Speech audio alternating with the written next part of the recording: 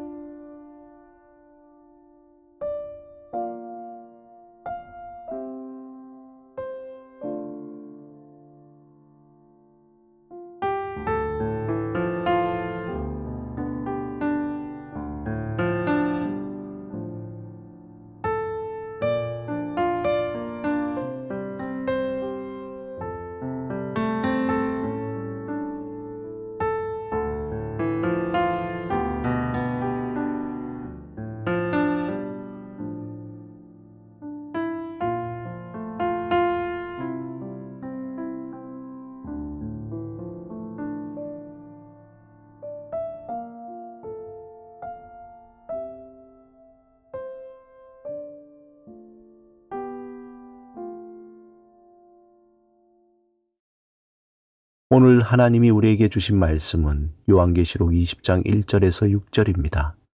함께 말씀을 읽고 우리에게 들려주시는 하나님의 음성을 듣겠습니다. 하나님의 말씀을 경청하십시오. 또 내가 보매 천사가 무저갱의 열쇠와 큰 쇠사슬을 그의 손에 가지고 하늘로부터 내려와서 용을 잡으니 곧 옛뱀이요 마귀요 사탄이라 잡아서 1000년 동안 결박하여 무저갱에 던져 넣어 잠그고 그 위에 임봉하여 1000년이 차도록 다시는 만국을 미혹하지 못하게 하였는데 그 후에는 반드시 잠깐 노일이라. 또 내가 보좌들을 보니 거기에 앉은 자들이 있어 심판하는 권세를 받았더라.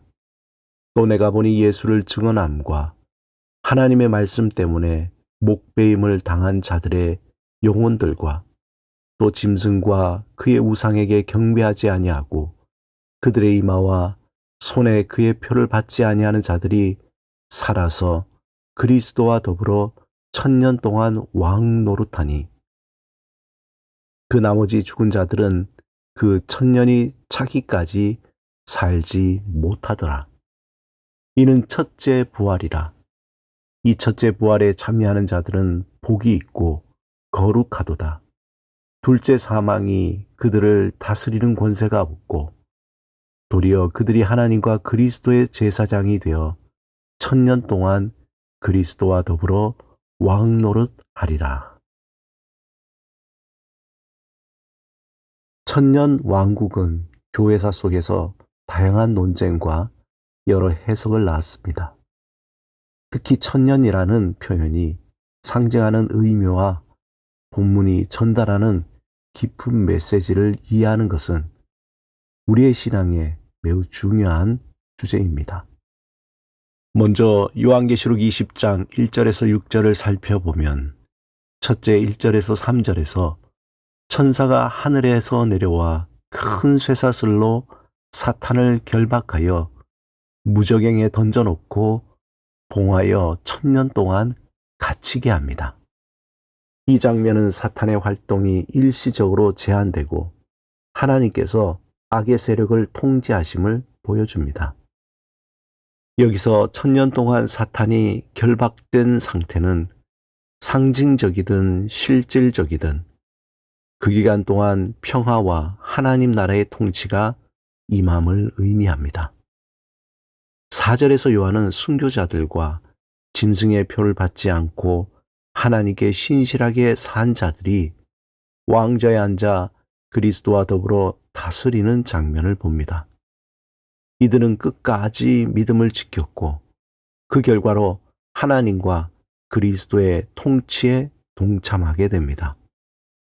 순교자들의 헌신과 희생을 통해 세워진 하나님의 그 나라는 세속적인 권력이 아닌 영적인 승리와 통치의 표본을 제시합니다.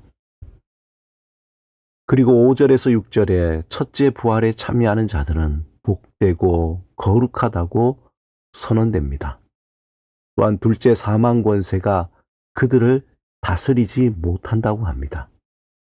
여기서 첫째 부활은 영적으로 새롭게 거듭난 사람들, 즉 예수 그리스도를 믿고 구원받은 성도들을 가리킵니다. 둘째 사망은 불못에서 영원한 형벌을 의미하며 첫째 부활에 참여한 자들은 이 형벌에서 벗어나 하나님의 은혜 안에 머물게 됩니다. 특별히 본문에서 천년 왕국에 대한 해석은 크게 세 가지로 나뉩니다. 첫째는 전천년설로 예수 그리스도의 재림이 먼저 이루어지고 이후에 천년 동안 성도들이 그리스도와 함께 지상에서 다스릴 왕국이 세워진다고 보는 것입니다. 이 주장은 주 160년경 몬타누스까지 거슬러 올라갑니다. 그는 소아시아 프리기아에서 활동하던 밀교 사제 출신인데 그가 개종해 기독교 신자가 된 뒤에 강력한 신비 체험과 엄격한 경건과 금욕주의를 내세우며 임박한 종말론을 전했습니다. 그는 직통계시로 인근 도시의 새 예루살렘이 세워질 것을 예언하며 수많은 추종자들을 모으게 됩니다. 하지만 그의 주장대로 종말은 오지 않았고 결국 자살로 생을 마감했습니다. 이러한 전천년설은 제7일 안식교나 여호와의 증인, 또 신천지 등이 주장하는 대표적인 예입니다. 두 번째 후천년설은 예수님의 재림이 천년 왕국 이후에 이루어진다고 보는 견해입니다. 이들은 천년 왕국을 복음의 확산과 교회의 영적 성장에 따른 세상의 점진적 변화를 통해 실현될 것으로 보았습니다. 천년 왕국은 문자적 기간이라기보다 복음이 온 세상에 퍼지고 하나님 나라가 점진적으로 확립되는 시기로 해석합니다. 셋째 무천년설은 천년 왕국을 상징적으로 보며 예수님이 승천하신 이후 지금까지 교회가 그리스도의 통치를 경험하는 시대, 즉 청년 왕국으로 이해합니다. 대표적으로 어거스틴이 무천년설을 대표적으로 주장합니다. 천년 왕국을 상징적으로 해석하여 교회의 시대 전체를 아우르는 하나님의 통치로 본 것입니다. 천년을 단순히 상징적인 시간으로 보고 현재 교회가 경험하는 하나님 나라의 현존과 영적 통치를 강조합니다. 오늘 본문에서 말하는 천년 왕국은 세속적인 보상이나 물질적인 영광을 뜻하지 않습니다. 천년 왕국은 하나님과 그리스도와 함께 제사장이 되어 왕 노릇하는 것, 즉 주님의 다스림을 받으며 그 뜻에 따라 사는 성도들의 삶을 의미합니다. 천년은 그리스도와 동행하는 삶 속에서 경험하는 영적인 충만함과 하나님의 통치를 경험하는 삶입니다. 주님과 함께 다스린다는 것은 이 세상의 가치관을 초월하고 하나님의 백성으로서 참된 기쁨과 평안을 누리는 것을 말합니다.